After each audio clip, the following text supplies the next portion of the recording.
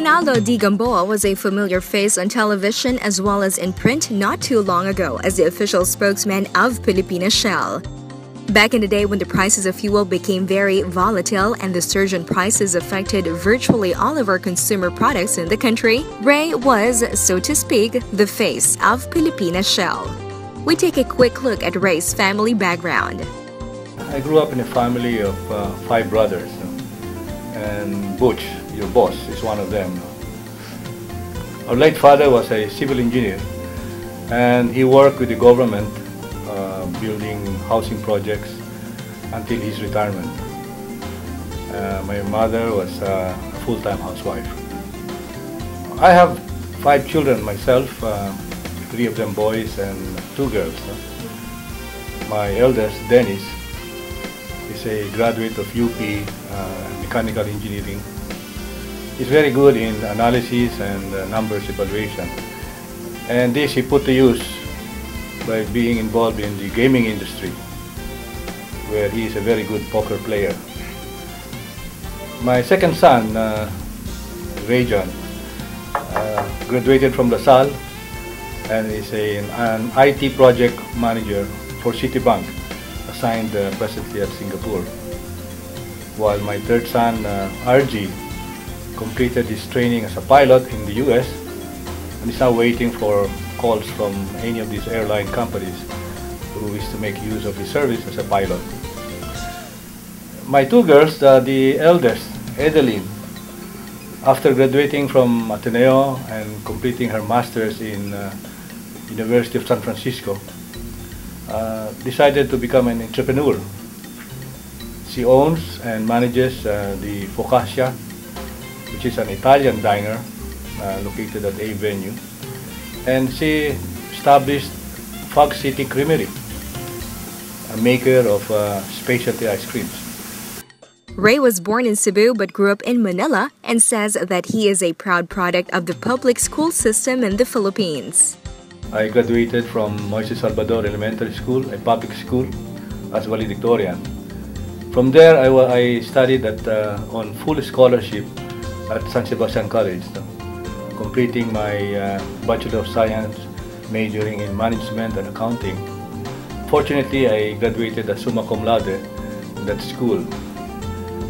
I took up the board of the CPA because I wanted to become a CPA lawyer.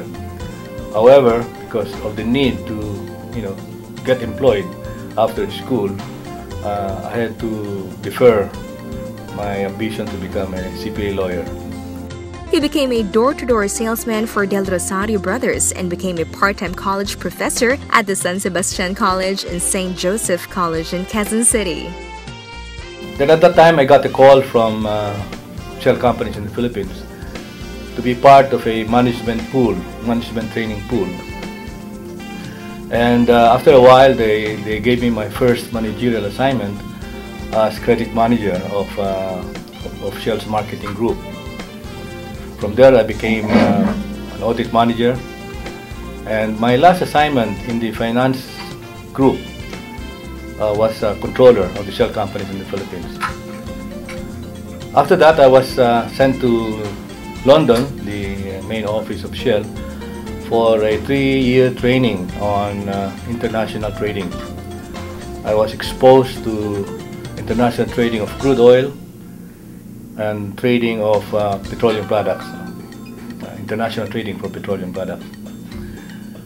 This training served me well because when I came back to the Philippines, I was appointed as general manager of the LPG business. Pilipinas Shell was where Ray mapped out his career, and this is where he stayed for over 31 years until it was time to retire. But that is going ahead of his story. His involvement with LPG drew out the best in him, and he became an invaluable team player for the company. He grew the LPG business of Shell back when China did not have the facilities for this business. But when China decided to have its own refrigerated terminal for LPG, the business became more of a domestic marketing endeavor. It was at this point that Ray was given a new assignment by the company as Vice President for Corporate Affairs. Charge of government relations, media relations, also looking over at the social investments projects of the various shell companies in the Philippines. It was an exciting time because at that time the crude prices started to become more volatile. It reached historic highs, and as a result, the pressure for the government to continue the subsidies on petroleum products in the Philippines grew. So much so that the government started feeling the pressure for more funding to support and to give subsidies to these oil prices. Crude prices were going up like mad in the international market, and the Philippines was fully dependent on imported oil, and it fell on Ray's shoulders to inform the public of the real score. It was at this time that I was able to expand my network of contacts in the media industry, both in print and in radio and TV. His corporate functions also included the company's corporate social projects and activities, including sports. Pilipinas Shell became a member of the Philippine Basketball Association, sat in the PBA board, and eventually became PBA chairman. During this time, the Pilipinas Shell team had moderate success, and it came at a time when the company needed to change the public perception of gas companies. The Shell, through the team in the PBA, gain a face in the crowd. Whenever Shell is mentioned, you get the vision of Benji Paras, Ronnie Magsano, and Bobby Parks. So our stint in the PBA was very useful. He endeavored to reach out to the public to explain the rationale of pricing for oil products, and it was during this time that he improved the oil company's transparency. When we became more transparent, and when we took the effort to explain to the public through radio interviews, television interviews, attendance and different public discussions, we tried to show that pricing in the Philippines for oil products is very dependent on how price of the crude oil in the world market would move, and that a big portion of the price of the oil products goes to the government in terms of taxes, because the government feels that the best way to collect taxes would be from the oil companies. It took some time for the public to grasp the complex issues and for the lawmakers to pass the deregulation law, but eventually they came around to passing it. With that historic law passed by Congress, we were able to depoliticize oil pricing. The level of agitation in the part of the public became less and less, because somehow the effort to be more transparent in giving them the background for this oil pricing spread out. As a certified public accountant, he gave back to his chosen profession. I served as a member of the Board of Examiners of the CPA board, and in the board we were fair and reasonable to examinees, but we also wanted to be sure that only qualified accounting graduates will eventually get a license as a CPA. And I'm sure those who took the exams during my tenure as board examiner, where I was handling auditing theory, they would have found my questions in auditing theory as challenging and testing their fundamental and basic knowledge of auditing theory, which I hope they will bring into their profession, which they brought into their profession after they got their license.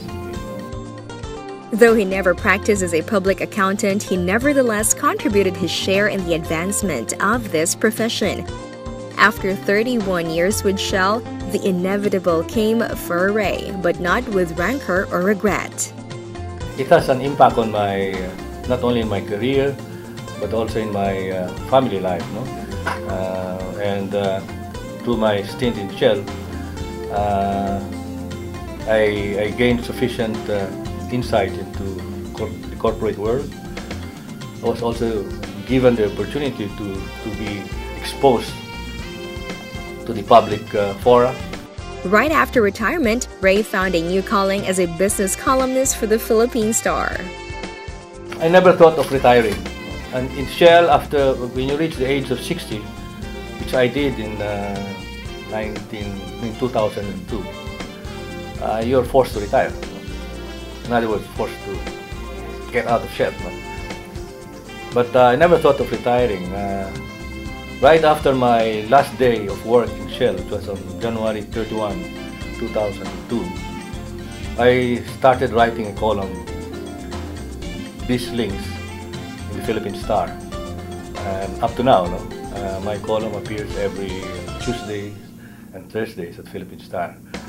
And I would like to thank Miguel Belmonte, President of Philippine Star, for giving me this opportunity to continue to be in the loop. But during all this time, Ray's fascination with basketball never waned, so much so that he became a member of the Samahang Basketball in Pilipinas and chairman of the Collegiate Basketball League, now on its 11th year. The Champions League is where young, aspiring players from here to 4 unknown colleges are given a sporting chance to join the professional league through adequate exposure. ABS-CBN carries the sports program, and Ray believes that exposure on national television will give them this break. Many of the star players now playing in the professional league came from the collegiate leagues, and were members of champion teams of the collegiate leagues. Now we're also in the planning stage of a commercial league, which we hope we'll be able to launch sometime next year. Again, the objective is to give opportunities to these basketball players who have graduated from school but cannot join the PBA because very limited number of players who eventually get hired by the PBA. On the home front, Ray believes in giving quality time to his family. Sunday lunches are always special, and regular family reunions as well. Golf remains a passion with him, and he sees to it that he is on the golf course at least once a week. Another passion for him is poker. Poker is one of our diversions. Of course, in a poker game, especially if you're just playing among yourselves, you develop some relationship, some personal relationship. You may be competing with each other, trying to outdo each other during the game, but somehow there's an affinity that is formed, and which you can draw on even outside the poker game. The same is true with the game of golf. You gain some friendship and some relationship which you can draw on when needed. We asked Ray if he could share some advice to today's young leaders. One should be fair in one's dealing with your colleagues or with your business partners. Gaining an advantage for yourself at the expense of being unfair, at the expense of doing damage to others, to your colleagues or to your business partners, is short term. In the long run, you will not get the full benefit of this advantage that you got, and you will have to pay it back. How would I like to be remembered? Maybe being a fair guy, approachable, having my own positions, but willing to hear from others, and at the end of the day, willing to treat them fairly. Amen to that. A great guiding principle in life indeed. You've just met up close and personal Mr. Reynaldo D. Gamboa, who made his mark in the corporate world and continues to make his mark in the Philippine business and sports landscape. And oh yes, he's also my brother.